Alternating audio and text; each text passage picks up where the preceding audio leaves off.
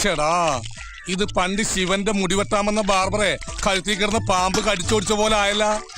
ആ പെണ്ണ് മോത്തോക്കി അയലാക്കുന്നു പറഞ്ഞപ്പോ അവളെ ചീത്തയും വിളിച്ച് വന്നിരിക്കുക ഇൻസ്റ്റാൾമെന്റ് ഫെലോഷിപ്പ്. എടാ പെൺകുട്ടികൾ നമ്മുടെ തലേ കയറാൻ ശ്രമിച്ചാ അപ്പൊ തന്നെ വലിച്ച് താഴെ കിട്ടേക്കണം, ഇല്ലെങ്കിൽ ഭാവിയിൽ അത് ദൂഷ്യം ചെയ്യും. പിന്നെ ഈ അയിലേക്കൂന്നൊക്കെ പറഞ്ഞാ പ്രേമാണെന്ന് എന്താ ഉറപ്പ്? അയിലേക്ക് സാമ്പാർ എന്ന് പറയില്ലേ, അയിലേക്ക് ഇഞ്ചിക്കറി, അയിലേക്ക് അവിയല്, അങ്ങനെ ഒരു അയിലേക്ക് ആയിക്കൂടെ? എടാ ഈ അയിലേക്ക് മറ്റേ അയിലേക്ക് തന്നെയാ. ചില പെണ്ണുങ്ങൾ ചില കാര്യങ്ങൾ അല്പം പൊതിഞ്ഞേ പറയാറുള്ളൂ. നമ്മൾ ഉടനെ അതങ്ങോട്ട് തുറന്നേക്കണം. അല്ലെങ്കിൽ അവൾ ആ പൊതിയും കൊണ്ട് വേറെ അടുത്ത് പോയി കളയും. പിന്നെ കിടന്ന് കരഞ്ഞിട്ട് കാര്യമില്ല. അതെ, നിന്റെ മനസ്സിൽ പൊതിഞ്ഞു വെച്ചേക്കണ സ്നേഹം എത്രയും പെട്ടെന്ന് നീ തുറന്നു കാണിക്കണം. പിന്നെ സ്നേഹം മണ്ണാങ്കട്ടാണ് കുതിരയോട്. ആ കുതിരയോട് നിനക്ക് സ്നേഹമില്ലെങ്കിൽ പിന്നെ നീ എന്തിനാ ശരപഞ്ചരത്തിൽ ജയം നടക്കണ പോലെ ആ കുതിരയുടെ പിന്നിൽ മസിലും പിടിച്ച് ഇങ്ങനെ നടക്കണേ?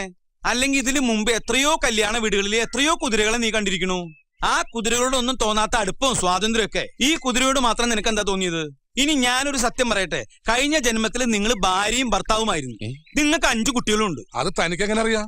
അന്ന് ഇവന്റെ ഇളയ മോൻ ഞാനായിരുന്നു. ടിൻഡു എന്നായിരുന്നു പേര്. മാസ്റ്റർ ടിൻഡു മോൻ. നഴ്സറി പഠിക്കുമ്പോ ഷുഗർ വന്ന് മരിച്ചു. ഏത് സ്കൂളില്? Little flower convent girls high school Nadathara. അതുകൊണ്ടാ ഞാൻ പറയണേ, നീ വേഗം കല്യാണം കഴിക്കും.